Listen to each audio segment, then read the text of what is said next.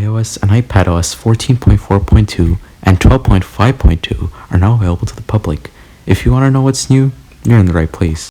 Hey there, welcome to the channel. I'm Joel, and this is Joel's Tech World. Alright, so to install the update, first head over to the Settings app, then click Software Update, and the update should be right there. Just like the previous version of iOS 14.4.1, this update is also pretty small, since it only features a security fix for WebKit. It comes in at 176.5 megabytes on my iPhone 7 Plus. So what's new in this update, and why should you update? Well, there's an issue with WebKit again, just like how we had previously in 14.4.1.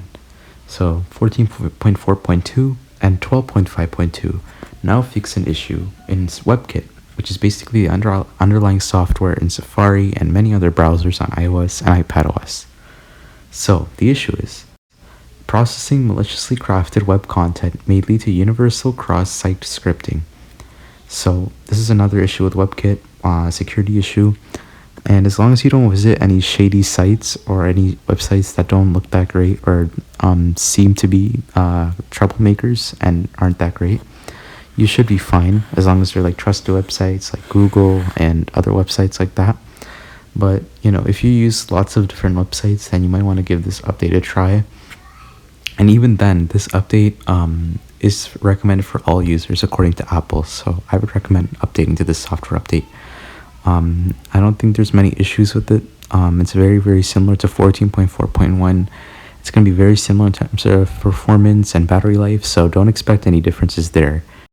So that's pretty much it for iOS and iPadOS 14.4.2 and iOS 12.5.2.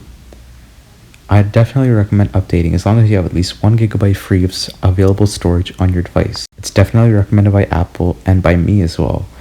It'll definitely help you out, especially since most of us are now on the internet most of the time thanks to the pandemic.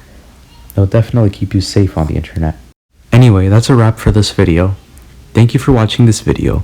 Please consider subscribing to the channel and leaving a like on the video, and I'll see you in the next one. Stay safe.